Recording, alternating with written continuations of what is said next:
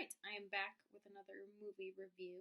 It's been a little while, but today I'm going to talk about Sound of Metal, which is a film that was just released on Amazon Prime about 2 weeks ago.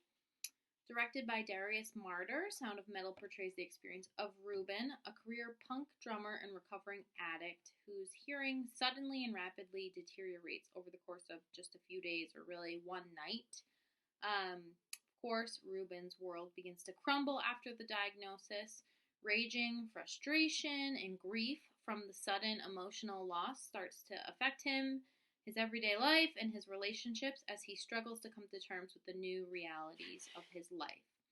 Without giving too much away, the film depicts Ruben's experience as he investigates the possibilities of committing to a dignified life in a communal deaf co-op or re-entering the hearing world through cochlear implants. Overall, as an audiologist, I felt that the film provided an accurate representation of how both hearing loss and cochlear implants can sound, as well as the spectrum of emotion that an individual can experience with this sort of sudden, permanent, or even gradual onset of hearing loss and search for answers, as well as self-acceptance.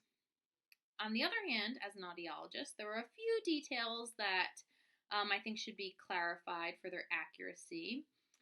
First, although consistent noise exposure is very dangerous and can be very detrimental to your hearing, it generally does not cause a sudden, profound, or severe hearing loss to occur overnight. In addition, if an individual does experience this sort of sudden hearing loss, it is imperative that they are seen by an ear, nose, and throat physician as soon as possible, a detail that was not included in the film at all. If evaluated early enough, oftentimes steroid treatment can cause some or all of one's hearing to recover. Ruben's appointment with an audiologist had a lot of accurate points, although I thought the portrayal of the counseling surrounding his grief and acceptance of the hearing loss was flat and emotionless from the audiologist's perspective, especially because it was so emotional for him. And it was lacking a lot of important detail in support, of course, primarily for him, the patient.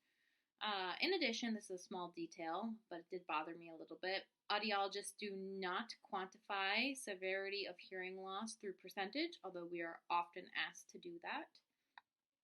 Moreover, a significant plot point in the film was hinged on the cost of cochlear implants, now which can be tens of thousands of dollars, and the fact that they, according to the film, are not covered by insurance. That is simply not true. While cochlear implants do cost a lot of money, the large majority of insurance plans cover the costs associated with cochlear implants, unlike they do for hearing aids, so hearing aids can cost and do cost thousands of dollars out of pocket, but cochlear implants generally do not. Finally, and most importantly, I found it largely inaccurate that the personal choice of becoming either a member of the deaf community or choosing to pursue cochlear implants were presented in the film as something that's mutually exclusive, or meaning you had to pick one or the other and you couldn't do both. While it's absolutely true that deaf individuals can live a full, dignified life without cochlear implants, hearing aids, or any sort of assistive devices, and again, that's very true that you don't need those devices to live a full and dignified life. In addition, I do not want to discredit the concern for loss of deaf culture that is associated with increased cochlear implantation at birth. On the contrary, the film seemed to portray that you have to choose one or the other.